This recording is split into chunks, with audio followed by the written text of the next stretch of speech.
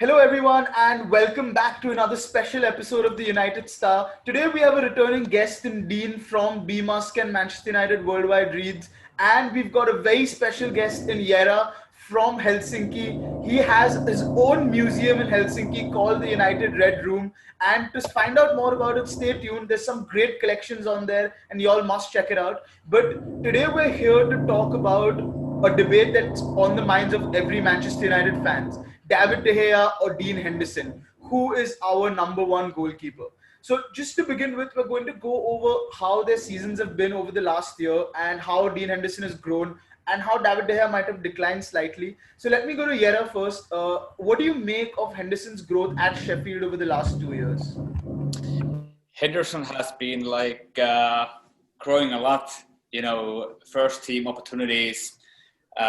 He's been kind of becoming one of the best in the whole Premier League. But at the same time, the contrast, what media does for De Gea, that has been kind of unfair because everybody are talking like De Gea should go and like that.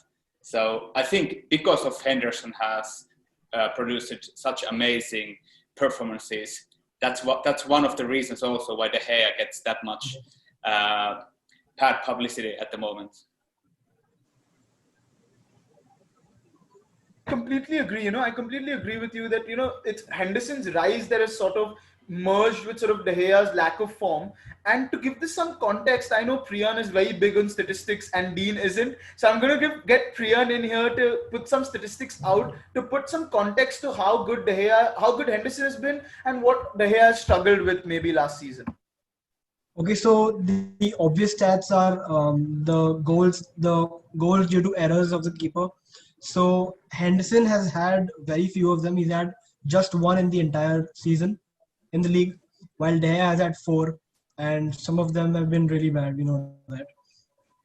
Over that, I think Henderson has prevented 6.7 expected goals in the league, and that is huge compared to he's the 5th in the league after Dubravka and Lloris and Leno.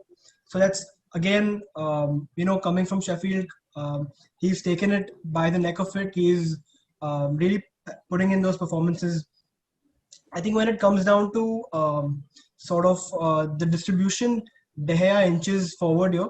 De Gea has had better distribution with long passes with around 56% accuracy, while Henderson falls short to around 33.9%, although he's had more attempted long passes. So we favor De Gea there.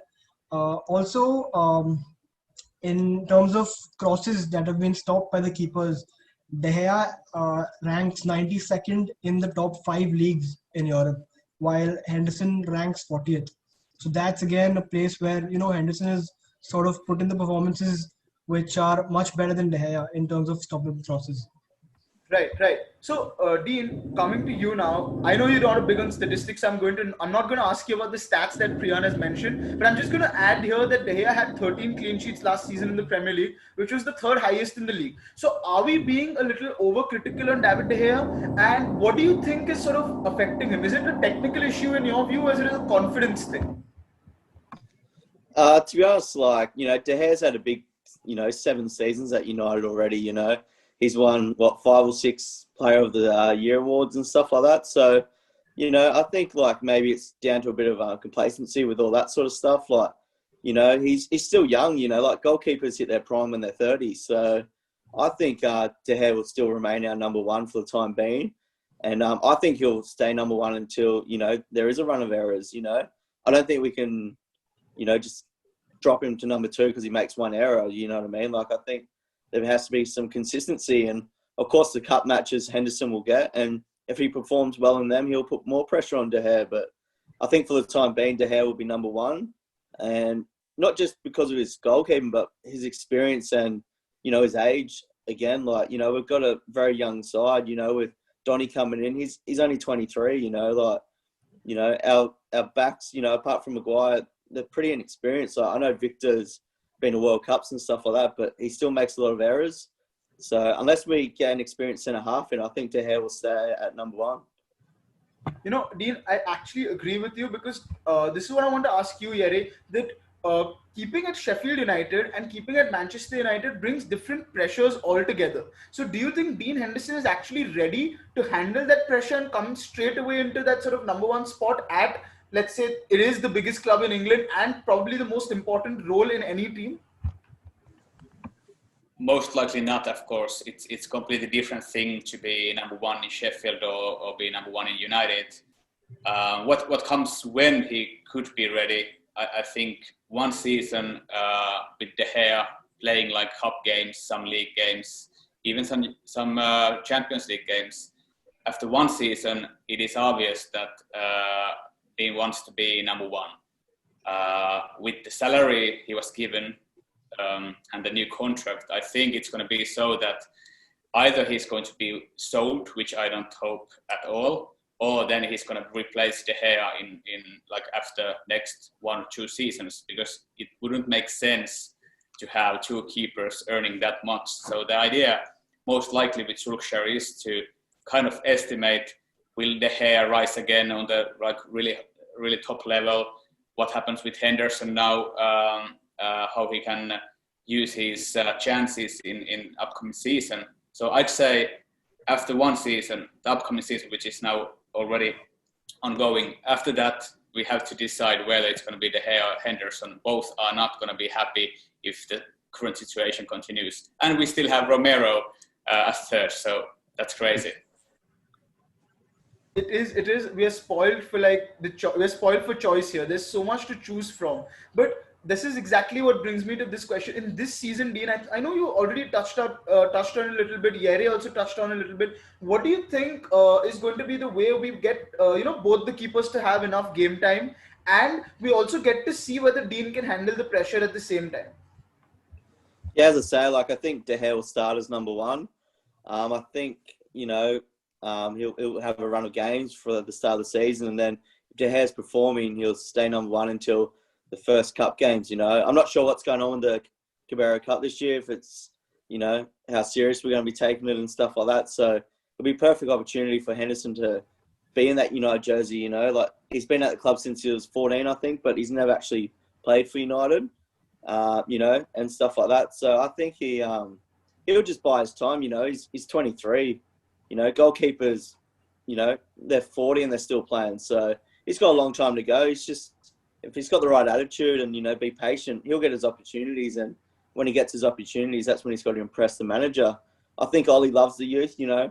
We seem to have signed a lot of young Spanish players this transfer period. Not so many in the first team, but we've signed a lot of young players, and you can see that Ollie really wants to commit to being the manager that brings those young players through. And Henderson falls under that, Even though he's 23, he's a young keeper. So, I look forward to seeing him battle it out, to be honest. Both of them just going for it. And as Jere said, Sergio's still there, but see how long he goes. And Tim Grant even got a run the other night. He's at the opposite end of his career. And I think he's really good for Henderson and De Gea with his experience in life and just being an experienced goalkeeper. So I reckon we've got a really good setup at the moment. As Jere touched on with the wages and that, I don't see, all 4 of them being there. So I'd say Sergio will leave if the right price comes through. And I wish him all the best if he does, he's been great for us. No complaints with me. He's a top keeper and, he'd be number one at any other club. I'm sure Chelsea would have wanted him last season because, their goalkeeper wasn't much shot, was he? So, yeah, I wish him all the best. And, they all fight for that position. The great United sides had, 2-3 players for one position. So, fight it out and see who's the best. Absolutely. I think that is the beauty of this squad. Rather be in United's position than in Chelsea's, where you have to choose between Kepa and Caballero. But Priyan, let me come to you because a lot of United fans have been very impatient throughout this season. They've asked for David De Gea's head and they want him gone. So what do you have to say to them? Because we need to put this into perspective that he has been one of the greatest servants of the club in the last decade. Yeah, you're right. I think after the post-Ferguson era, he's been the most consistent player up till 2018, I think, till the World Cup. He's been performing at a level where he's just been the best in the league. And he's been performing at a time when the club hasn't been doing particularly well. And that is what is so great about him. And he hasn't had he's had a couple of bad seasons, but I think it's down to the confidence. The World Cup really shook him. He had a really bad World Cup. The hat trick Ronaldo scored against him, I think that just completely disoriented him. But again, I mean, if there is a chance that he comes back to that pre-World Cup form, there is no way that we need to even think about having Dean Anderson become a number 1. He's phenomenal at that level. Also, I think some mistakes he's made. It's always the keeper that is blamed, but you take the Tottenham goal for example, the Bergwijn goal. Luke Shaw played a poor pass to Rashford. Rashford couldn't control it. Maguire was doing something else. Lindelof was too far off. Any of these four, if they got into position, they could have saved the goal. But then it came down to De Gea to save it, and he didn't mess up. So it's not always the keeper that should be blamed. Yes, he has made mistakes, but I think we're a bit too harsh on him. Priyan, this is what I agree to completely. Because you're a goalkeeper, when you make a mistake, it leads to a goal. Exactly. So you're put under the scanner more often. I mean, the number of mistakes our midfielders and defenders have made through the season and nobody cares for it is massive. But Jere, let me come to you on this one. We've heard David James come out and say that, when there are keepers of De Gea and Henderson's quality, they kind of improve each other a lot as well. So, what do you think, Jere? How do you think Henderson can take this experience and improve from it by playing with David De Gea? Of course, to play with one of the best in the world, it's going to make huge difference. At the same time, we still have Romero, so he has two massive figures next to him on practice and of course on the field. But you have to remember one thing: Henderson is massive United fan. He has grown with our youth players. He's in the crowd every now and then watching the matches and celebrating. So that's more or less the biggest thing you can ever want from a player in any position. So consider that he's also a massive fan and also world-class goalie. Even though I love De Gea and he has been the most important player for years and years, still, if we need to choose, and if Henderson grows up during the upcoming season enough, I'd choose Henderson because of those things I said. I think we are going to need to choose. Henderson wants to play. He has shown that he can play in Premier League high level. He can play in any team, or like I don't know how many teams would say no to him. So if we need to choose and when we need to choose, if everything goes smoothly, he grows 1 or 2 seasons and have patience, I'd go with him.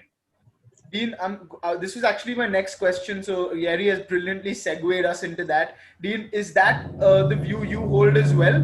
And just the caveat there, do you think David De Gea can reinvent himself and find the heights where he actually was the best goalkeeper in the world? And if he's that, then do you yet choose Dean Henderson? Yeah, I agree with you. Like being a United fan and all that, it works all in his favour. And even if De Gea has a good season this year, like it might be an opportunity to cash in on him.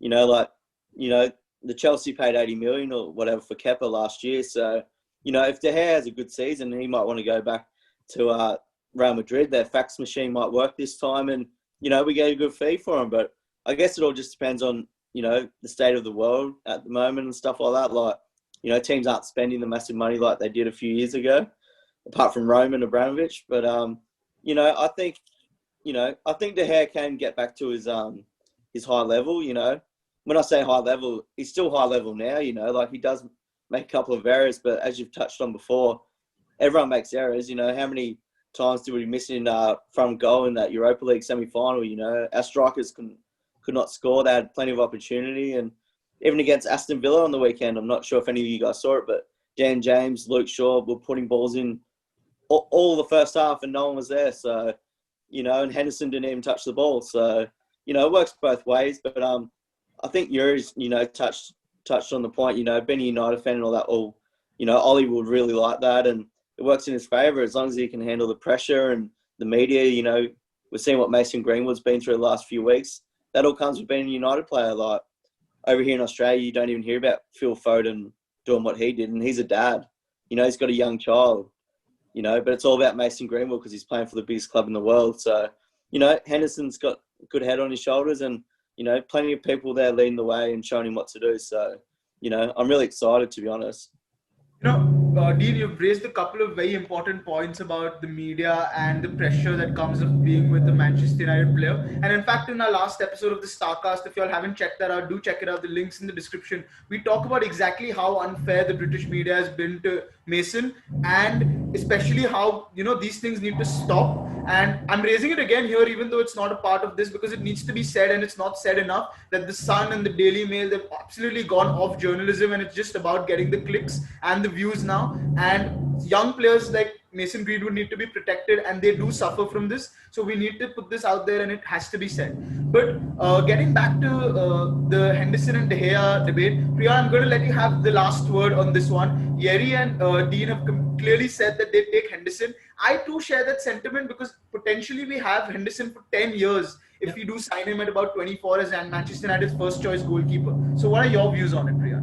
I mean, I think the long-term option is Henderson, of course. There's no doubt about that. But again, I think Dean said it before that keepers peak at maybe 32, 33, and De Gea is reaching that age now. So if he is going to, have the best performance of his life, it's going to be now.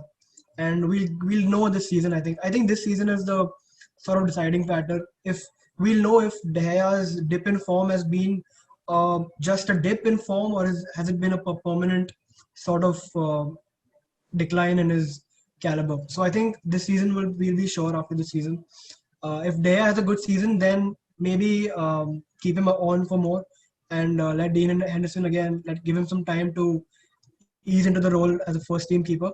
But if he doesn't have a good season, then I think he has to go. I think it's been a great discussion, because we brought out very important aspects of why David De Gea is such a legend at the club, and why Dean Henderson is potentially set on the same path. And we all agree that this season David De Gea will keep his number one spot. I don't think there's any disagreement on that. But Dean will push him, and that might bring the best out in both of them. And of course, if it comes down to a choice, the three of us agree that it has to be Dean. But Priyan says that it could be De Gea because he's hitting his peak if he performs well, and it's a fair assessment as well, because David De Gea is one of the best. But Jere, now I'm going to throw it to you to let us know more about the brilliant, fantastic museum you have there. I've seen the page on Instagram, and it looks it's a Manchester United fan's dream. Yeah, everybody asked me whether there is a big reason behind me doing something like this. Of course, there's not anything else besides United. I love stories. And I love even United stories more than any other stories. So at some point, when I started working and had some extra money, I just started to collect stuff. And I never imagined it would end up to have more than 200 square meters private museum with more than 33,000 items. It's absolutely insane. And the stuff I have received after CNN put these out, it was absolutely crazy. On their front page, I got more than 5,000 messages within a day. It was absolutely insane. And people are actually sending me their stuff, wanting me to put them out here. Cannot be more delighted. And it makes me so humble that United family, they kind of, at the same time, they say they are kind of jealous not to have these, but at the same time, they want to help me with my museum. And things are getting there. We meant to have the opening events here in early this year, but you know what happened, pandemic and everything, so we had to postpone. So it's going to happen hopefully early next year. We'll see what happens with the pandemic. It's not cancelled, it's postponed. So, but the thing is, one of my childhood heroes, Brian Robson, is coming to open it. We have Wes Brown, Lee Martin, Ben Thornley, and the latest, actually, David May said he wants to come here. So 5 ex-players, Alan Keegan, the voice of Old Trafford, Jason Leach from Manchester United Museum, and also John Kuba, the documentary guy who has done like a massive job for United fans around the world, sharing the stories. And it's kind of 5 years ago when I actually noticed that I have a lot of stuff at home, at the office, everywhere. I just decided I need to have some kind of 20, 30 square meter space to put things and, watch them myself. And at the moment, I'm sitting in the museum room, which is absolutely insane alone. There's only one room, which is full of stuff. I have my own private stadium there. I can show it later on. And what you can say, to maintain and tell these stories about the club, that's a privilege. And I feel kind of this is very important for the United family. And I'm really honored that people actually care this much. And I hope I can repay it by sharing the stories. I think Jere, the last thing you said was the most important thing. It's about the United family. This is so much more than a team. We are a family, and our love and our passion for Manchester United, the fact that we're doing this from India, Australia, and Helsinki, Finland right now, just shows you that this is one club, and we would go any length to support them. And we just hope that the owners are also in line with that, but that's another debate. Also, shout out to Dean and his brilliant T-shirt there. He's got our Portuguese Magnifico there. But guys, if you're ever in Helsinki, go and check out the museum. If not, do follow them on Instagram. Do check the pictures out. There's some wonderful pictures there. Like Jere said, the stories are what we live for, especially as young fans. I think it's brilliant. So I'm so glad that we could make this happen, and I'm so glad that you all both could make it here.